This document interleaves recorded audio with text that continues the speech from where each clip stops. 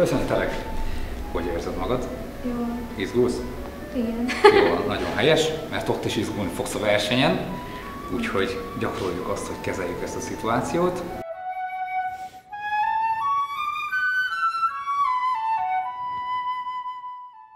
A projektemnek az a címe, hogy Hangszeroktatás 2.0.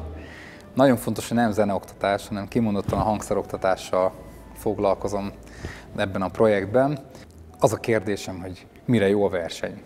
Itt természetesen majd aztán kiderül, hogy itt ez egy zenei versenyről szól, és az én folytatásom ezeknek a kérdéseknek az az, hogy milyen előnyökkel, milyen hátrányokkal jár az egy diáknak, hogyha indul egy zenei versenyen. Összeállítottam neked egy néhány gyakorlatot, de mielőtt azért belefognánk, azelőtt szeretném, hogyha behangolnánk.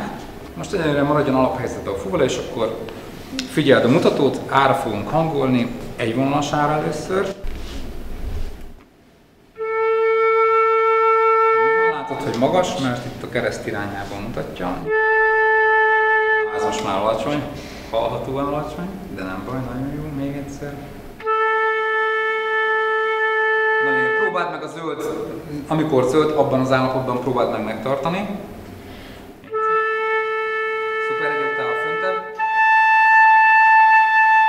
Nagyon jó. Oké. Csináltam neked egy kis befúvó gyakorlatot. Ezt itt fogjuk megtalálni a MuseCore nevű programban.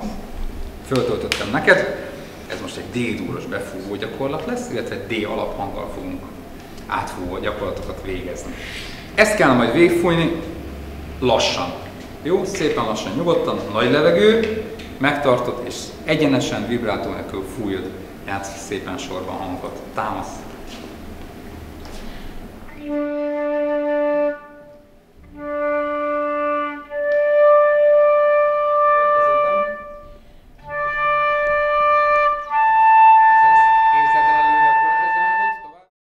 Keresd meg a Smart Music nevű programot.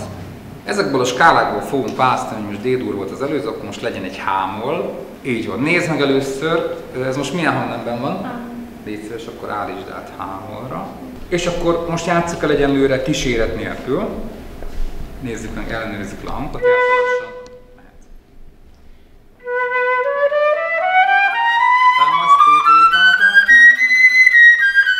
A Smart Music program miközben a lejátszás történik, aközben felvételt is készít. A hallottakat ő értékeli. Tehát zölddel jelzi azokat a hangokat, amiket jól találtál és jó időben, és pirossal azt, amit nem. Ha a mikrofonra itt középen rákattintasz, akkor be fog neked számolni. Megpróbáljuk egy picit gyorsabban? Majd. Oké? És most elindítom neked, és koncentrálunk.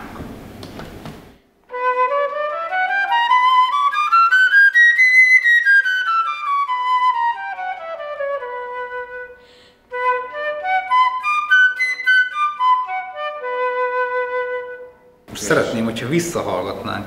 Annak ellenére, hogy látod, hogy minden nagyon szép zöld és minden tökéletes volt, tehát hallgassuk is meg ezt a felvételt. Úgy van. Figyelj! Tudom az arányt változtatni, hogy a felvétel és az alapnak milyen.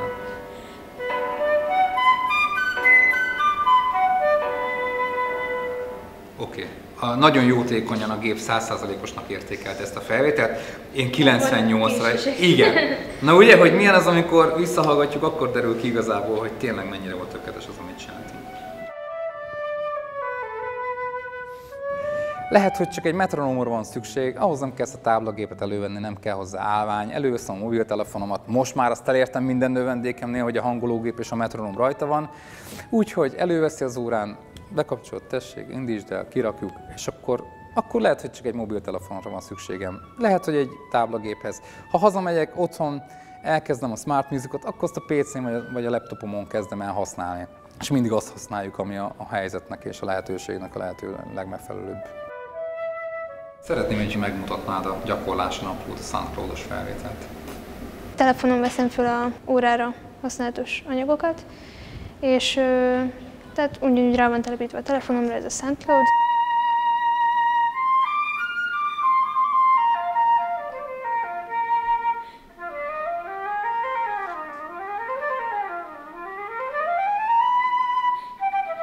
hangfelvétel, ami a SoundCloud-ra kerül föl, az egyrészt nekem is tanulságos, hogy a gyermek addig, amíg én nem hallom az órán, addig mit csinál, hogyan dolgozik, ezt rögzíti. Számára is tanulságos, mert egy önértékelésnek egy nagyon jó formája az, hogy hallja, hogy mit is csinált. Könnyebben fejlődik az ember ezáltal. Hogy nem az van, hogy várnom kell egy koncertet, míg rájövök, hogy rossz volt, hanem így azonnal tudom korrigálni a dolgokat. Nagyon hajlékonyan.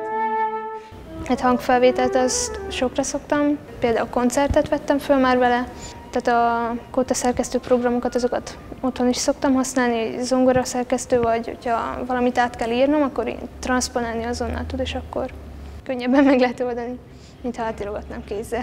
Szeretnék neked egy zenei alapot mutatni. Ugye most nincs itt a tanárnő, és nincs minden alkalommal lehetőség arra, hogy zongora kísérettel próbáljunk, de mindenképpen szeretném, hogyha otthon gyakorolnál ezzel a kísérettel, már csak azért, hogy zavarjon. Ugye mi történik, amikor elmegyünk egy zongorás próbára, otthon egyébként fantasztikusan fölkészültünk, és azt gondoljuk, hogy minden nagyon jól megy, és oda menjünk, és úristen elkezdenek zongorázni, és összekavarodik a világ.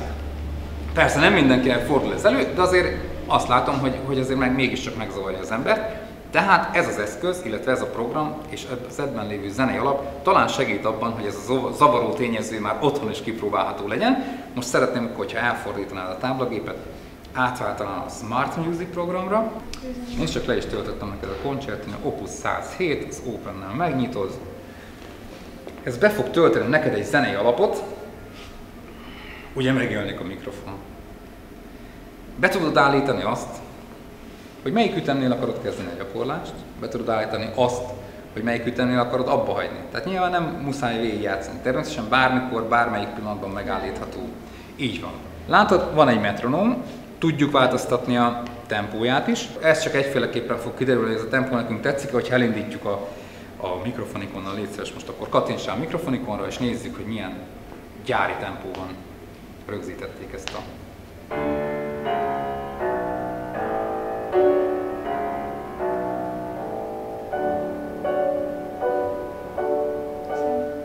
Ez lassú, nem? Akkor egy kicsit vegyük gyorsabbra ezt az alaptempót, most határozzuk el, mondjuk legyen 92, vagy ilyen környék, nagyon jó. Hogy tudtad apró értékkel? Az a plusz meg a mínusz jelen, nagyon jó. Amikor a tempót állítod, megjelenik egy érdekes dolog, hogy follow me. Kövessen. Aha. Nyilván nem tökéletesen, mint egy élő zongora kísérő fog téged követni, de igenis figyeli azt, hogy te mit fuvolázol, és hogyha egy picit gyorsabban, picit lassabban játszol, akkor ezt érzékelni fogja és követni fogja azt, amit játszol. Indítsd el.